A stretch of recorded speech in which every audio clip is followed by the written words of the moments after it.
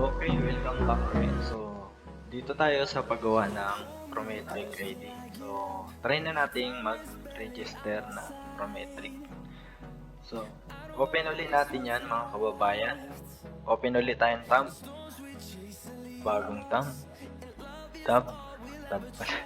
So, yan. Open tayong bagong tab. Tapos, i-type ulit natin tong link na to. Yung link na to is enter natin. So, yun yung pinaka-link ng Prometric pag magte-take. So, test list, pili lang tayo. So, SSW1 tayo. Specified Skill Worker 1. Click lang natin yan. So, ayan na. Makikita natin yung mga category. Nursing care skill, the food service industry, so agriculture, so manufacturing, fishing industry. So ayan, nandyan lahat yan. Automotive repair, maintenance. So dito tayo sa specified skilled worker sa construction. Try natin mag-register. So gusto ko mag-take ng construction. So andito yung mga schedule, test schedule. So March 29, 2024. So sa Nepal meron siya. Tapos Myanmar. So dito tayo sa ano tayo? Inside the Japan tayo. Inside the Japan.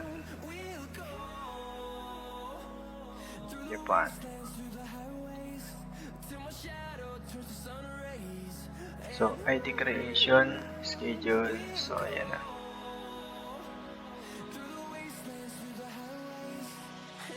Next explanation yan yung specified skilled evaluation exam for construction, civil engineering, tapos construction industry building. So, dito Japanese language. So, test information to. So, kung anong kukunin natin. So, kung engineering, building, structure and equipment. So, dito tayo sa language available for the exam, Japanese. So, eligibility age limit. So, meron siyang age limit. Nationality, implementation, CBT. So, computer-based testing. So, ito. 50 question. Meron siyang number of question, 50 question academic, tapos 20 practical question. Test time, so 100 minutes, 60 minutes for theory, 40 minutes for practical. Scheduling, acceptance period, so April 10, 2024 to March 5, 2024. Examination, implement period, April 17. So ayan, note.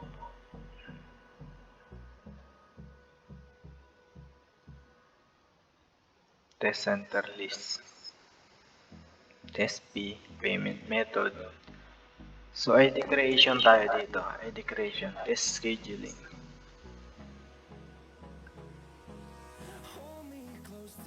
So ID creation tayo.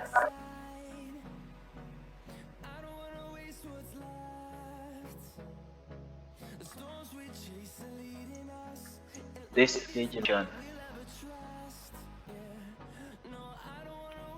So yan, ID creation, ito yung unang explanation. So i-English natin mga kababayan.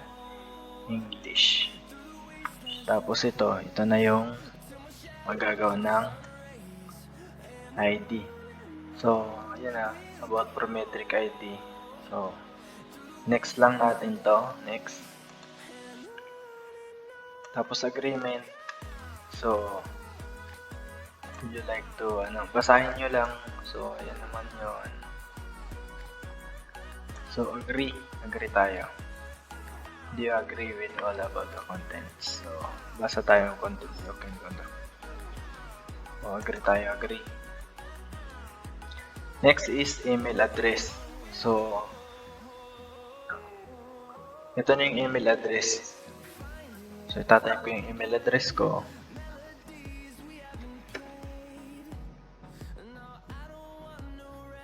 Check muna natin yung email.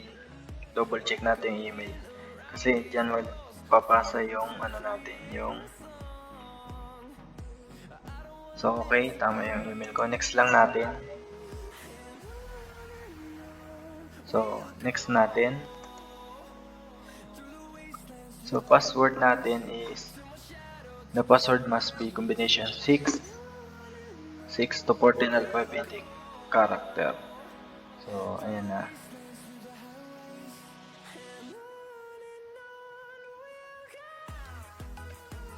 So, confirm natin password.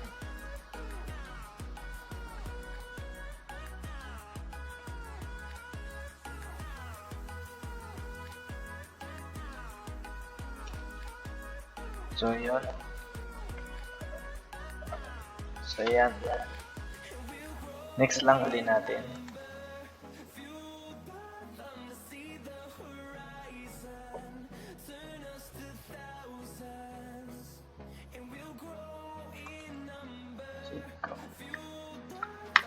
So, ito na yung sinasabi kong creating a parametric ID. So, yung mga naka-read dyan, importante yung kailangan natin. So, andito, please use hub with English number and letter. For address, please enter these 30 characters. So, ayan, nandito yan, andyan. So, fill up na tayo. So, syempre, sa pangalan natin,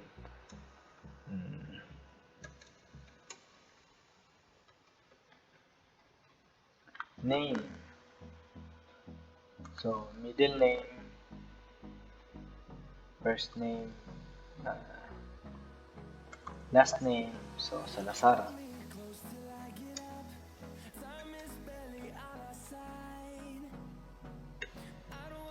So, lagyan na rin natin middle name para kompleto.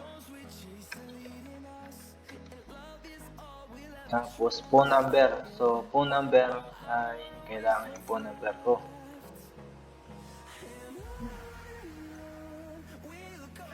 Automatic. Ayun yung address ko. Pero iba na kasi yung address ko ngayon. So, papalitan natin yan. Yung address ko ngayon ay babaguhin natin. Kasi lumipat na ako dito sa Gipo.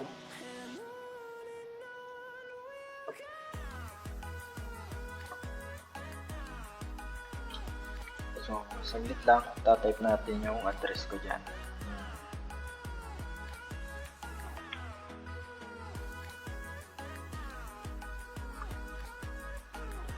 Sinend ko pala sa email yan. Buksan ko na lang yung email ko isa.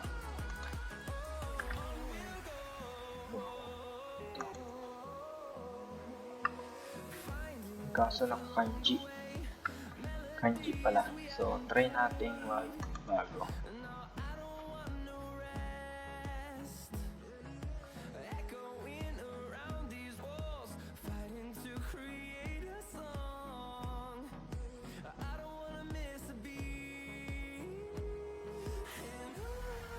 Dahil naka-kanji, palitan natin yung address ko. So, baka sa iba kasi mag-send.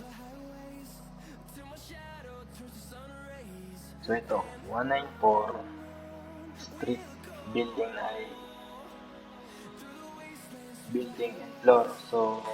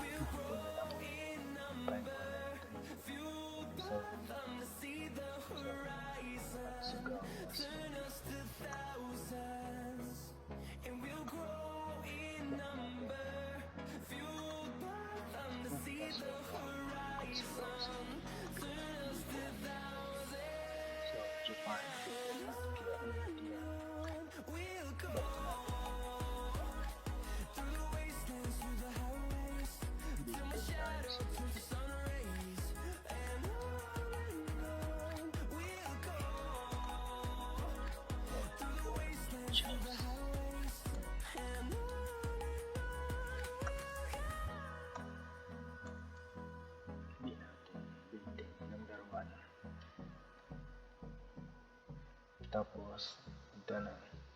Next lang natin. Tapos, save. Save natin. So, makikita natin yung ito. Ito na yung papakonfirm sa atin. So, Gmail. Double check natin lahat yan ha. Gmail ni Pison Salazar. So, ito yung phone number ko. 40. Tama ba yung number ko? Double check ko ha. Wait lang. Building 1. State. Ipo. So, next lang natin yan.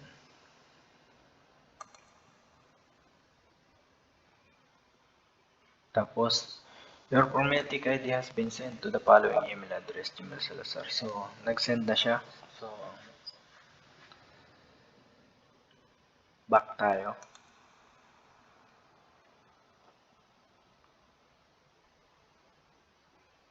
So, double check ko yung Prometric ko. Nag-send na sa email ko siya eh. So, balik tayo. Check natin sa email address ko. So, yun, na-receive ko na yung Prometric ID ko. Meron akong Prometric ID. So, ito yung pinaka-importante na dapat hindi kong kalimutan. Tapos yung password. Kaya kailangan kong in-note ito.